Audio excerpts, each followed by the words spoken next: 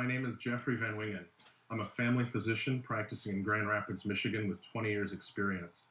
The point of this video is to help you shop safer and get takeout food safer during the stay-at-home shutdown due to the coronavirus pandemic. Today is March 24th. They say that desperate times call for desperate measures, and these times are unprecedented. But I believe there is a precedent that we use in the medical field called sterile technique that can reduce risk as you go out in the marketplace. And we use it to perform surgeries, to be in sterile environments so that we don't give infections to our patients. Last week, the National Institute of Health published in the New England Journal of Medicine an article that showed that coronavirus can live in an aerosolized, outside the body situation for 3 hours. It can live on cardboard for 1 hour, and it can live on plastic and metal surfaces for 3 days. Imagine that the groceries that you have are covered with some glitter, and your goal at the end of this is to not have any glitter in your house, on your hands, or especially on your face. And imagine that disinfectants and soap, they have the power to dissolve that glitter. So when you're out in the store, it's not just about wiping down the shopping cart handle with an antiseptic wipe. We need to do more than that. We need to be better than that when we go into the supermarket. Here's some tips. Wipe down your cart. When you look at items and you're considering buying, commit to buy those items before you pick them up. You don't know if there's coronavirus on those, and you don't want to be putting coronavirus on those. Don't go to the supermarket if you have any respiratory illness whatsoever. Furthermore, don't allow your loved ones over the age of 60 to go to the supermarket. We need to take care of our elders in these times, and we can bring groceries to them after we've ensured that they're safe. Plan before you go to the supermarket. Minimize your time in the supermarket, and I recommend that you get 2 weeks worth of groceries when you go. Now, before I go outdoors and get my groceries to bring them inside, I'm going to sanitize my table. I'm just going to use a standard disinfectant. And on that note, the Center for Disease Control says that we can use any standard disinfectant to rid our surfaces of coronavirus. I'm going to saturate this so that when I come to it and go back to it, I'm going to consider this as clean. Now this side of the table is going to be my clean side, and we're going to consider the other side of the table as a dirty side where we're going to put our groceries from outside the house.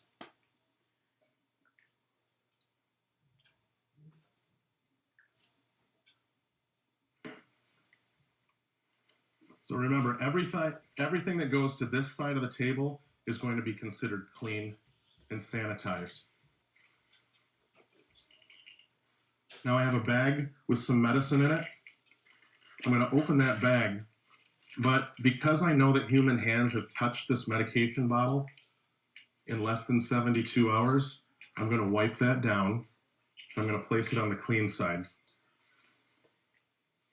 But this box of cereal is a different story. It's a box that has cardboard, so we know that coronavirus can likely live on this surface for 24 hours. But on the inside, no human hands have touched this for more than a few days, so I can just dump that and I can get rid of the box. Now with this broccoli, I've got a couple different options. I could have somebody open my refrigerator, open the crisper, open the bag, and dump it right in the crisper, or I could just sanitize it. Now, I've got to bring some groceries to my parents. They're in their mid-70s, and I'm going to be dropping those off later today. So I'm going to grab this bag, put it on the clean surface, and I'm going to just dump their groceries into this bag. Now, I'm a big fan of cloth bags, but I don't think now was the time for me to take my cloth bags and increase risk. But if you must, after you're done with those cloth bags, consider them dirty and make sure that they go outside.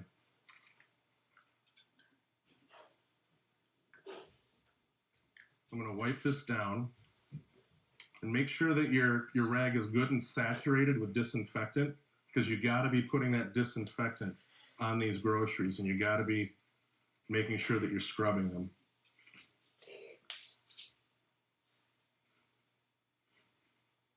Now, one other thing that I could do with certain items, such as this bread, is I can use clean containers to dump items inside without touching those items. So I'm going to just dump this bread into this container to seal it off and not allow any sort of contamination of the bag.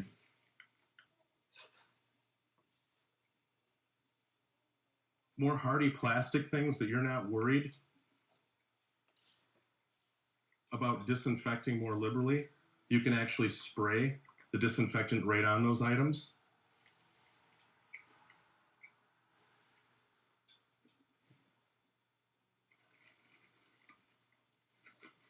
Now these chips, again, I could dump them into a container, but I'm just going to choose to spray them off. That's okay, before they go into the pantry. Now, do you want to wipe off the areas that you think humans' hands were touching a bit more liberally than the areas that you don't think human hands have touched? That's all common sense stuff. Now, lastly, I've got some fruit here, and the way I'm going to handle fruit is I'm going to treat this fruit, which is pretty much porous. It's kind of like our skin. So if I wash that like we should be washing our hands for 20 seconds, then that should be just fine. I'm going to dump it in some soapy water here. I'm going to come back and watch each one individually. And I do think that the better you are soaking the fruit, the better it's going to be as far as your chances of getting that completely sterilized from coronavirus.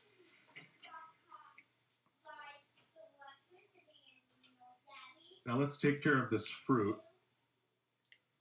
According to the Center for Disease Control, we should wash our hands with soap, getting lots of friction for about 20 seconds. So for video purposes, I'm going to be a little quicker here, but we should be spending ideally 20 seconds on each piece of fruit, just washing and scrubbing. I know all this seems like it's time consuming, but these days, in truth, people do have a bit more time on their hands. Let's be methodical and be safe and not take any chances. What I'm going to do is just rinse it off, try to get all the soap off it, and then we're good to go. Now let's talk about takeout. Okay, so I've just returned from foraging for some food. I have a clean table all around, some clean plates, and my goal, since I don't know the situation inside of the fast food restaurant, is to get this food over to here in a clean way and then get this cleaned off and get it outside the house. So to do that, I'm going to wash my hands here.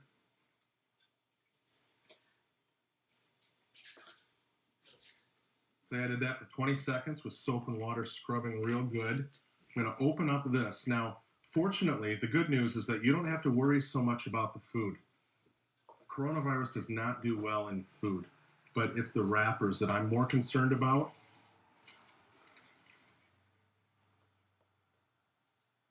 I know you're asking, can I microwave this? And the answer to that is absolutely yes, you can. Now, I'm not talking about the novel COVID-19 coronavirus. I'm referring to some other coronavirus species, and studies showed that even just a little bit of microwaving takes care of the coronavirus. In addition, heat destabilizes the coronavirus as well. The downside is that on the other side, with frozen foods, you're not going to do so well. Some coronavirus species can live inside of a frozen environment for up to 2 years. So I would not consider your freezer safe ground to kill coronavirus. A good example would be a frozen pizza. You bring a frozen pizza in, you've got the cardboard box, you've got some plastic wrapping, and with that, you can dump the plastic out and consider the cardboard dirty, and then go ahead, clean your hands, and put that plastic into the freezer, and you're good.